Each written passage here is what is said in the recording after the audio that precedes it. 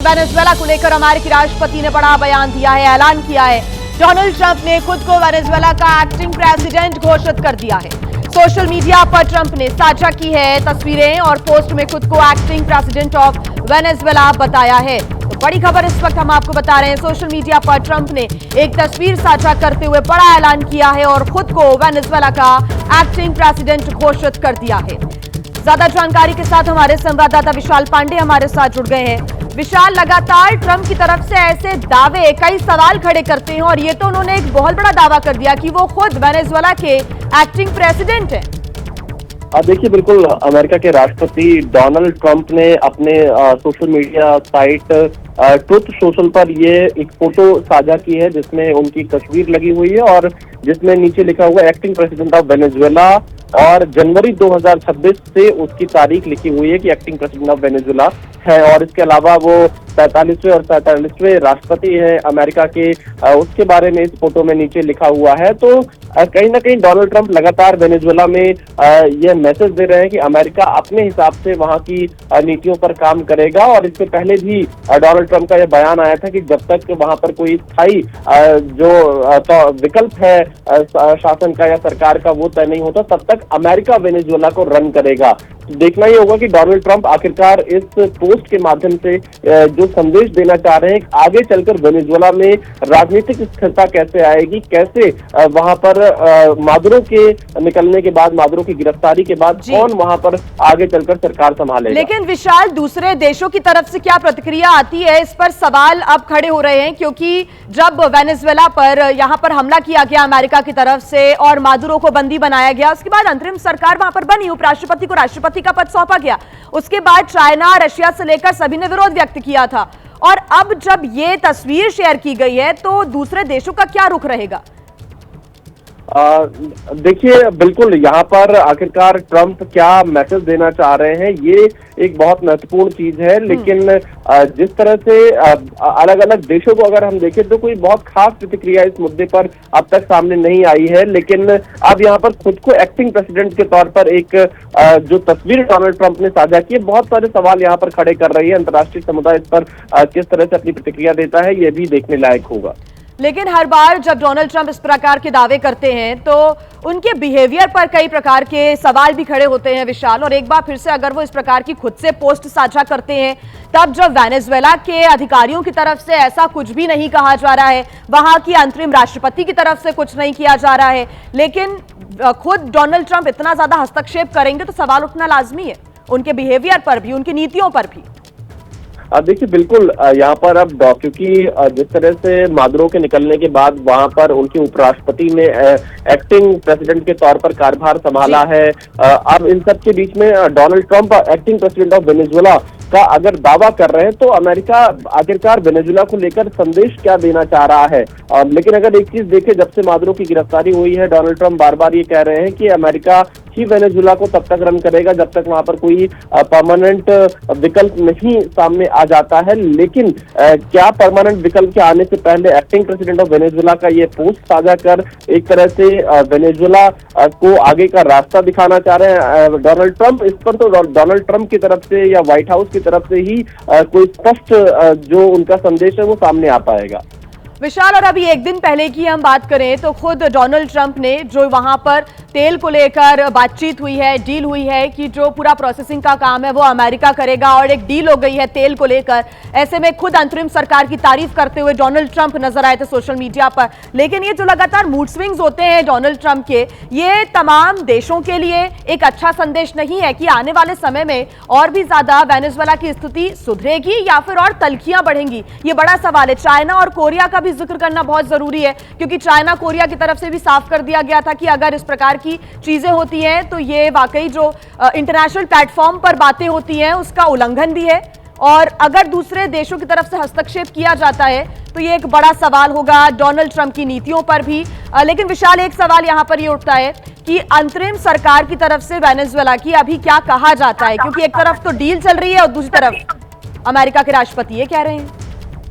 देखिए बिल्कुल, क्योंकि इस तरह की भी चर्चा आ रही कि जो वेनेजुएला की एक्टिंग प्रेसिडेंट है उनकी जल्द डोनाल्ड ट्रंप से मुलाकात भी हो सकती है, तो जरूर वेनेजुएला और अमेरिका के बीच में बातचीत जारी है तमाम मुद्दों को लेकर, तमाम डील को लेकर। लेकिन इन सब के बीच में डोनाल्ड ट्रंप की तरफ से जो दावे किए जा रहे हैं, इसको लेकर वेनेजुएला की जो मौजूदा सरकार, जो अंतरिम सरकार वहां पर चल रही है, उसकी क्या प्रतिक्रिया आती है, ये देखना होगा। अपने अजीब से बयानों, दावों को लेकर तमाम सुर्खियां बटोरते हैं डोनाल्ड ट्रंप। एक बार फिर से सोशल मीडिया पर इस प्रकार का पोस्ट साझा करके उन्होंने कहीं ना कहीं जो सरगर्मियां है उसको बढ़ा दिया है। दूसरे देशों की तरफ से क्या प्रतिक्रियाएं सामने आती है, खुद वेनेजुएला की अंतरिम सरकार क्या कहती है, इस पर नजर आएगी। बहुत शुक्रिया।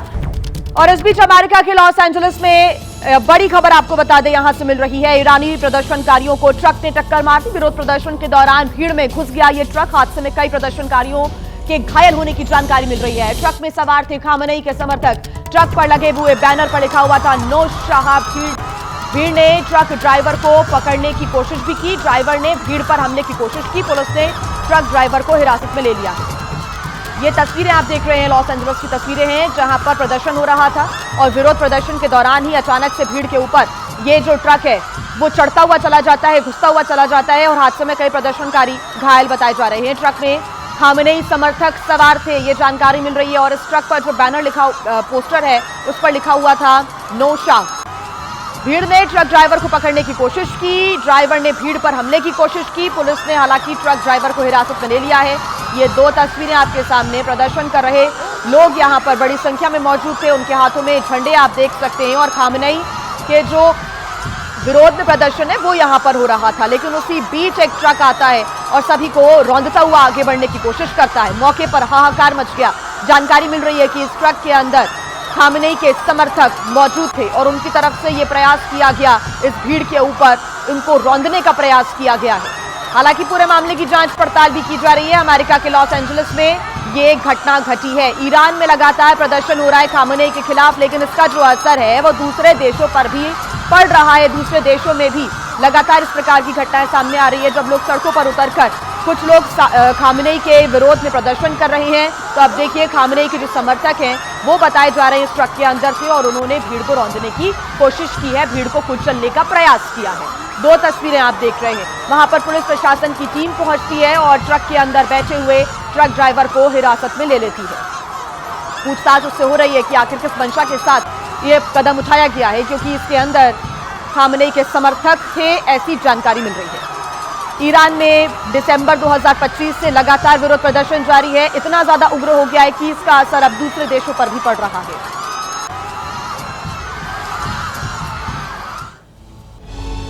ईरान में हुकूमत के खिलाफ प्रदर्शन को दबाने के लिए सुरक्षा बल लगातार फायरिंग कर रहे हैं, जिससे लोगों का गुस्सा सातवें आसमान पर है।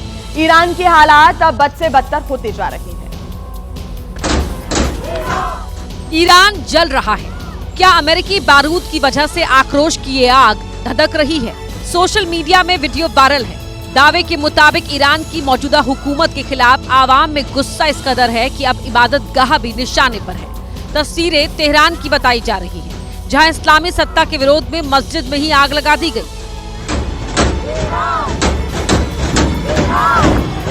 सबसे ज्यादा उबाल नई पीढ़ी में है।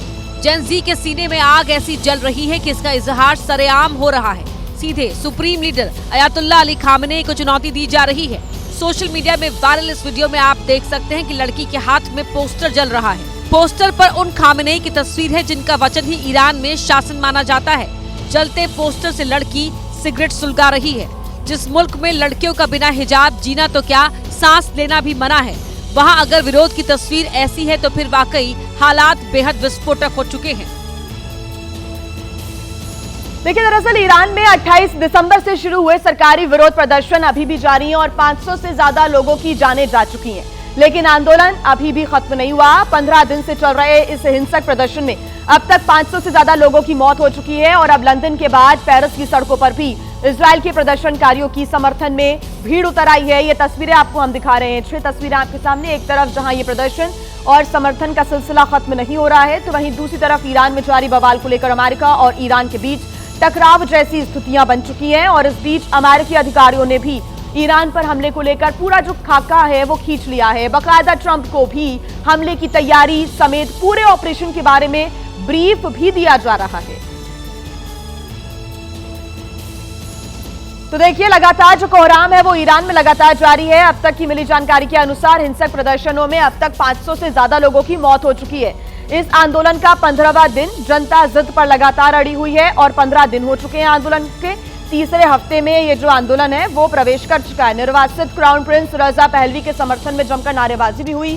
प्रदर्शनकारियों से बातचीत को लेकर तैयार है राष्ट्रपति पेजेश्कियान। उन्होंने ये कहा है कि वो बातचीत करेंगे और बातचीत से समस्या का समाधान निकाला जाएगा। प्रदर्शन को लेकर ईरान अमेरिका में युद्ध का खतरा भी बढ़ता जा रहा है। तो वहीं अमेरिका इजरायल को ईरान ने पलटवार की भी अब धमकी दे दी है। बड़ा सवाल यही है कि क्या युद्ध तक ये जो पूरा प्रदर्शन है वो पहुंचेगा। ऐसे में देखिए, खामेनेई के खिलाफ जनता का जो गुस्सा है वो बढ़ता जा रहा है। बगावत के 15 दिन हो चुके हैं। 28 दिसंबर 2025 राजधानी तेहरान से विरोध प्रदर्शन की आग शुरू होती है। 29 दिसंबर 2025 दूसरे शहरों में यह पूरा प्रदर्शन फैलता है। पुलिस के साथ प्रदर्शनकारियों की झड़प भी होती है। 30 दिसंबर 2025 की बात हम करें तो बड़ी तादाद में आंदोलन में छात्र भी शामिल हुए और 31 दिसंबर को 21 राज्यों में हिंसक प्रदर्शन फैल गया। 2 लोगों की मौत की जानकारी मिलती है। 2026 की शुरुआत होती है। 1 जनवरी को हिंसक प्रदर्शन होता है और भी ज्यादा उग्र होता हुआ नजर आता है और 5 लोगों की मौत की जानकारी मिलती है। 3 जनवरी 2026 खामेनेई ने प्रदर्शनकारियों को दंगाई बताया और 5 जनवरी को 28 राज्यों तक यह हिंसा फैल गई। तेहरान में बड़े पैमाने पर विरोध हुआ। 6 जनवरी को रजा पहलवी ने पहली बार प्रदर्शन के लिए सार्वजनिक अपील भी की और सोशल मीडिया के भी जरिए उन्होंने संदेश साझा किया। 7 जनवरी 2026 प्रदर्शनकारियों ने सुरक्षा बलों पर हमले शुरू कर दिए। 8 जनवरी को 100 से ज्यादा शहरों में यह प्रदर्शन फैला। इंटरनेट सेवाएं और दूसरे कम्युनिकेशन के जो माध्यम है उनको बंद कर दिया गया। 9 जनवरी 2026 तेहरान एयरपोर्ट को बंद किया गया। सेना को अलर्ट पर रखा गया। 10 जनवरी 2026 तेहरान में एक मस्जिद में आग लगा दी गई। बिजली सप्लाई भी यहां पर ठप हो गई। और 11 जनवरी बातचीत को अब तैयार हो गए हैं राष्ट्रपति पेजेश्कियान। मौत का आंकड़ा 500 के पार पहुंच गया है। 10,000 से ज्यादा लोगों की गिरफ्तारी हो चुकी है। और 12 जनवरी लंदन के बाद फ्रांस में भी ईरान की प्रदर्शनकारियों को अब समर्थन मिल रहा है।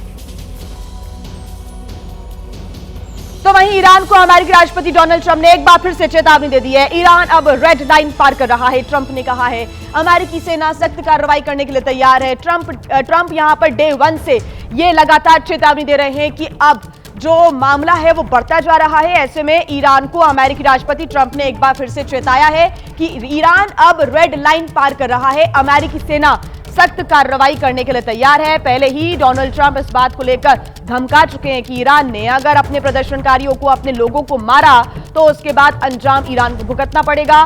अमेरिका एक्शन लेगा। और अब ये जानकारी मिल रही है कि ट्रंप ने एक बार फिर से चेतावनी दी है कि हमारी जो सेना है वो तैयार है कार्रवाई करने के लिए। ये बात करेंगे जम्मू कश्मीर की, जहां पर लगातार हो रही बर्फबारी से अब मुश्किलें बढ़ती जा रही है। पहाड़ पर लगातार कई जगह पर हिमपात जैसी स्थितियां भी पैदा हो गई हैं। तापमान माइनस में जा पहुंचा है। तस्वीरें श्रीनगर को करगिल से जोड़ने वाले रास्ते की, जहां बर्फीले तूफान की वजह से बर्फ हटाने का काम भी प्रभावित हो रहा है। एक तरफ कड़कड़ाती ठंड और दूसरी तरफ हिमपात का खौफ लोगों की मुश्किलें बढ़ाए हुए है। जो जिला में लगातार 21 दिनों से रुक रुक कर हो रही बर्फबारी से ज्यादातर सड़कें बर्फ से ढक चुकी हैं। ऐसे में रास्तों से बर्फ हटाने का काम शुरू किया गया, लेकिन बर्फीले तूफान के चलते बर्फ को हटाना मुश्किल हो गया है, जिसकी वजह से सड़क पर आवागमन रुका पड़ा है। श्रीनगर से करगिल की तरफ जाने वाली गाड़ियों को घंटों हाईवे पर तूफान थमने का इंतजार करना पड़ रहा है। वहीं बर्फबारी के चलते इलाके में तापमान -25 डिग्री सेल्सियस तक पहुंच गया है। ग्रीनलैंड को लेकर राष्ट्रपति डोनाल्ड ट्रंप ने बड़ा बयान दिया है। कहा है कि अगर हम ग्रीनलैंड को नहीं लेंगे तो रूस या फिर चीन ले लेंगे। मैं ऐसा नहीं होने दूंगा। डोनाल्ड ट्रंप ने कहा है कि किसी भी तरह हम ग्रीनलैंड को लेकर रहेंगे। ग्रीनलैंड नहीं चाहता रूस या चीन उस पर कब्जा करे, ये ट्रंप ने कहा है। और इसी वजह से ट्रंप कह रहे हैं कि हम किसी भी तरह से ग्रीनलैंड को लेकर रहेंगे। ग्रीनलैंड को लेकर राष्ट्रपति डोनाल्ड ट्रंप ने यह बड़ा बयान दिया है कि अगर हम ग्रीनलैंड नहीं लेंगे तो रशिया या फिर चाइना इसको ले लेंगे। सुनिए। We don't take Greenland, Russia or China will, and I'm not letting that happen. Russia or China will take Greenland, and I am not going to let that happen. But one way or the other, we're going to have Greenland. We don't take Greenland, Russia or China will, and I'm not letting that happen. Russia or China will take Greenland, and I am not going to let that happen. But one way or the other, we're going to have Greenland. If we don't...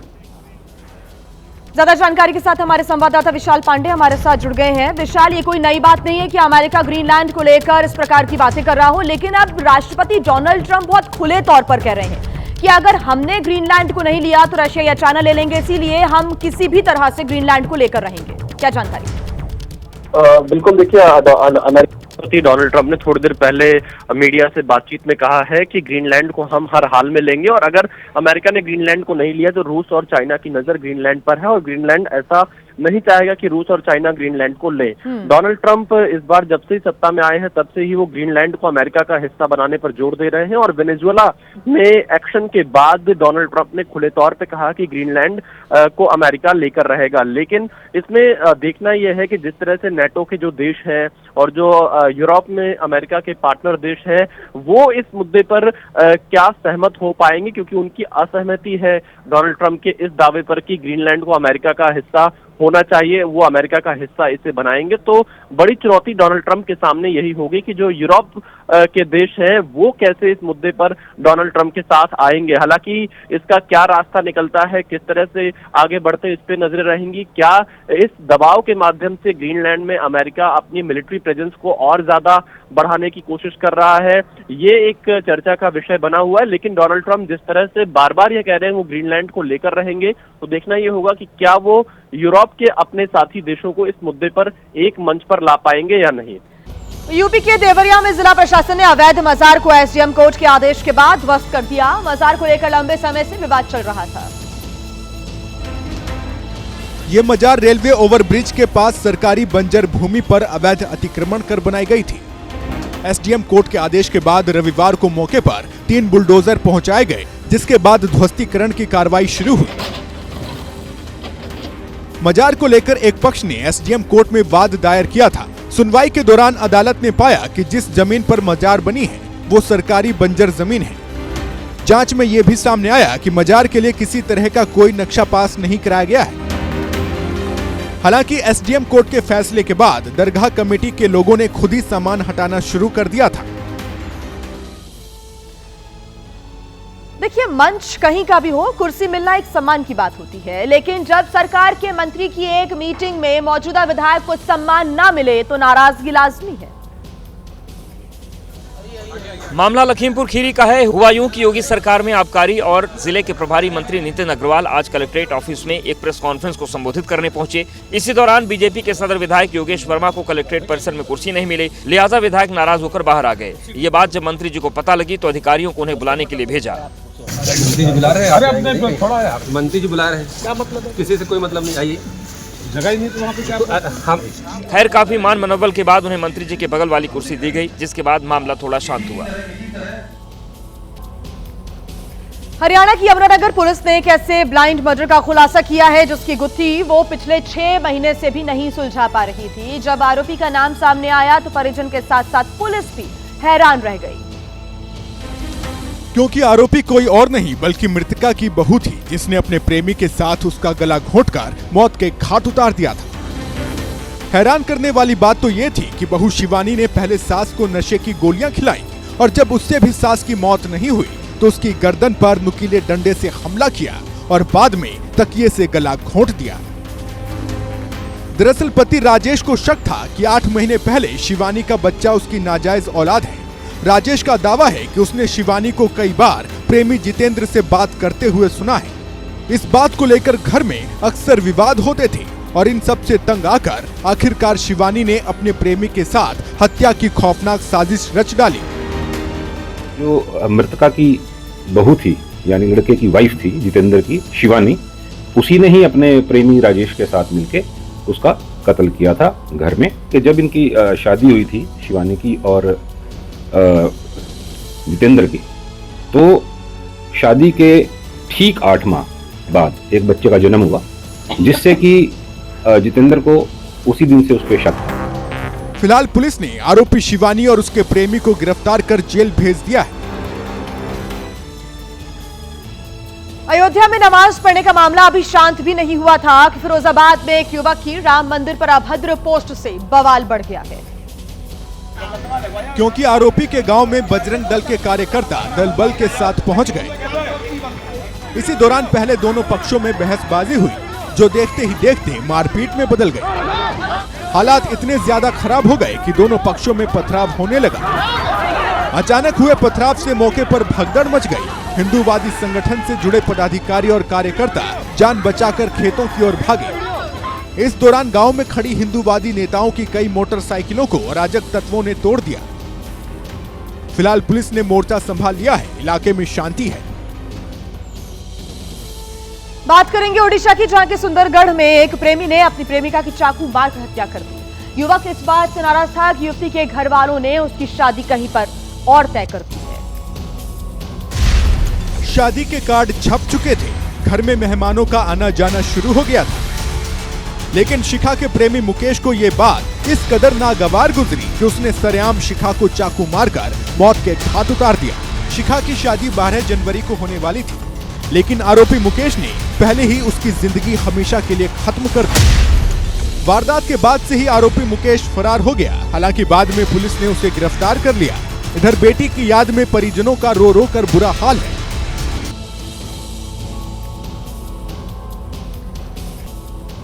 तो वहीं छत्तीसगढ़ की राजधानी रायपुर में भैंस ने बुजुर्ग को जोरदार टक्कर मार दी और इस हादसे के बाद बुजुर्ग की हालत बेहद गंभीर बताई जा रही है। जिस भैंस ने टक्कर मारी वो पास की एक डेयरी की बताई जा रही है। घर के बाहर बुजुर्ग खड़ा था, उसे चारों तरफ से भैंसों ने घेर लिया। बुजुर्ग ने भैंस को हटाने की कोशिश की, लेकिन अचानक एक भैंस ने उन पर हमला कर दिया। बुजुर्ग उछलकर सिर के बल नीचे गिरे और वहीं चित पड़ गए। टक्कर के बाद बुजुर्ग के गिरने की आवाज इतनी जोर से आई कि लोग दौड़कर बचाने आ गए। परिजनों ने बुजुर्ग को उठाकर भैंसों से दूर किया। बुजुर्ग के सिर और हाथ में गंभीर चोटें आई हैं, उनका अस्पताल में इलाज जारी है। घायल बुजुर्ग के बेटे ने भैंसों के संचालक डेयरी मालिक के खिलाफ शिकायत दर्ज कराई है। बिहार के हाजीपुर में तब दहशत फैल गई जब एक तेल गोदाम में भीषण आग लग गई। इस आग से पूरा गोदाम जलकर राख हो गया। आग से करीब 1.5 करोड़ के नुकसान की आशंका व्यक्त की जा रही है।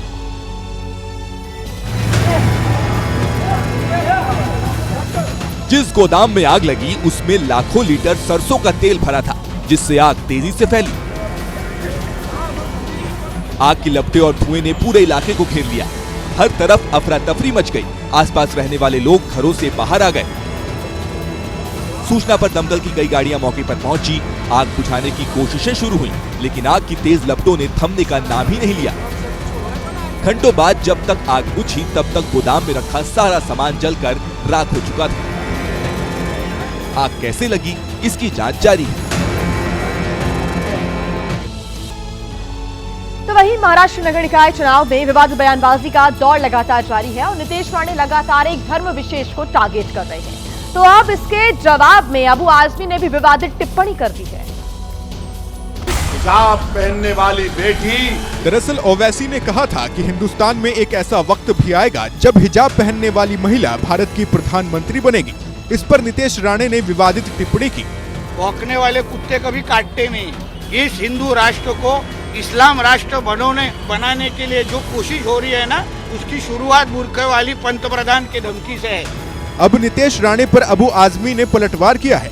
अबू आसिम को ताकत दे दो, ऐसी बढ़ती हुई जुबानों को नहीं काट दिया तो अपने बाप की औलाद नहीं। कुल मिलाकर कई नेताओं की कोशिश यही है कि नगर निकाय चुनाव को हिंदू मुस्लिम वाली राजनीति में फंसाकर वोट निकाल लिए जाएं।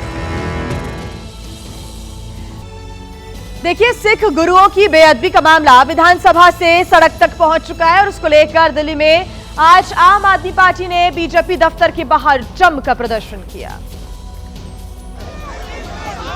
आम आदमी पार्टी के कार्यकर्ताओं ने मंत्री कपिल मिश्रा और दिल्ली की सीएम रेखा गुप्ता के खिलाफ जमकर नारेबाजी की।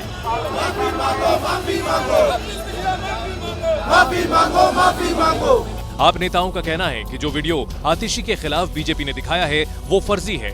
आप नेताओं ने इसके लिए बीजेपी से माफी की मांग की है। रेखा गुप्ता माफी मांगे, ये बात साबित हो गई कि भारतीय जनता पार्टी के मंत्रियों ने, कपिल मिश्रा ने जो वीडियो आतिशी जी की आई थी उसके अंदर झूठे शब्द लिखकर उनको आगे चलाया। दूसरी तरफ सड़क पर बिना अनुमति के प्रदर्शन करने पर पुलिस ने सौरभ भारद्वाज और विधायक संजीव झा को हिरासत में लिया। इस मुद्दे पर शनिवार को पंजाब में भी सियासी घमासान देखने को मिला। जहां आप बीजेपी के खिलाफ प्रदर्शन कर रही है, तो वहीं शिरोमणि अकाली दल ने आतिशी के खिलाफ प्रदर्शन किया। देखिए, 15 जनवरी को आर्मी डे के मौके पर जयपुर में होने वाली सेना की रिहर्सल जोर शोर से चल रही है और परेड में भारतीय सेना अपनी आधुनिक सैन्य शक्ति का प्रदर्शन करेगी। लेकिन रिहर्सल का मुख्य केंद्र इस बार भैरव बटालियन रहने वाली है।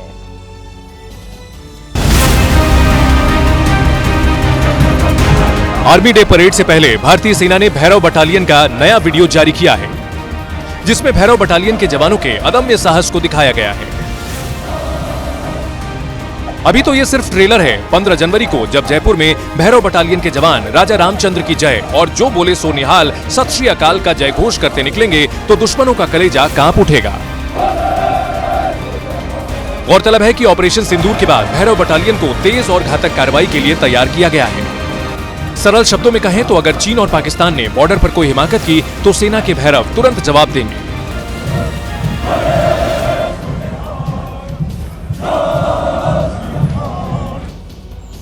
बीते दिनों जेएनयू में पीएम मोदी और गृहमंत्री अमित शाह के खिलाफ लगे आपत्तिजनक नारे, यहां पर उसके जवाब में अब विश्व हिंदू परिषद ने बजरंग दल के साथ सामूहिक हनुमान चालीसा का कल पाठ किया। हनुमान चालीसा का एक कार्यक्रम लाजपत नगर के सनातन धर्म मंदिर में किया गया, जहां सैकड़ों की संख्या में विश्व हिंदू परिषद के तमाम पदाधिकारी शामिल हुए। इस दौरान बीएसपी नेताओं ने कहा कि पीएम मोदी और गृह मंत्री का अपमान किसी भी सूरत में बर्दाश्त नहीं किया जाएगा। इनको यहाँ से हम ये संदेश दे देते हैं, हम उनके इन कुकर्मों को सफल नहीं होने देंगे। बड़ी जल्दी अखंड भारत का स्वप्न भी हम अपना पूर्ण करेंगे। अब हिंदू जाग गया है। दरअसल सोमवार की रात जेएनयू में कुछ वामपंथी छात्र संगठनों ने पीएम और गृह मंत्री के खिलाफ अभद्र भाषा का इस्तेमाल किया था, जिसके बाद स्टूडेंट यूनियन के चारों पदाधिकारियों पर एफआईआर दर्ज कर ली गई थी। गुजरात से सोमनाथ स्वाभिमान पर्व की अद्भुत तस्वीरें सामने आई हैं। सोमनाथ मंदिर के विध्वंस के 1000 साल और जीर्णोद्धार के 75 साल पूरे होने पर आयोजित सोमनाथ स्वाभिमान पर्व में प्रधानमंत्री नरेंद्र मोदी शामिल हुए। पीएम मोदी ने मंदिर में पूजा अर्चना की और मंदिर बचाने के लिए बलिदान देने वालों को श्रद्धांजलि भी अर्पित की। पीएम मोदी सुबह सुबह सोमनाथ मंदिर पहुंचे, हाथ जोड़कर वो मंदिर की ओर बढ़े। इस दौरान सैकड़ों डमरू की आवाज से पूरा माहौल भक्तिमय हो गया था। उन्हीं के बीच से होते हुए पीएम मोदी सोमनाथ मंदिर में दाखिल हुए और अंदर पहुंचते ही सबसे पहले नंदी जी को प्रणाम किया और फिर मंत्रोच्चार के बीच मंदिर में जल अर्पित किया। पुजारी ने पीएम मोदी के ललाट पर चंदन का लेप लगाया और उस वक्त पीएम मोदी हाथ जोड़कर शिवलिंग के सामने साधना करते दिखे। इसके बाद पीएम मोदी ने भगवान शिव का जलाभिषेक किया और शिवलिंग में पीले रंग का वस्त्र चढ़ाया।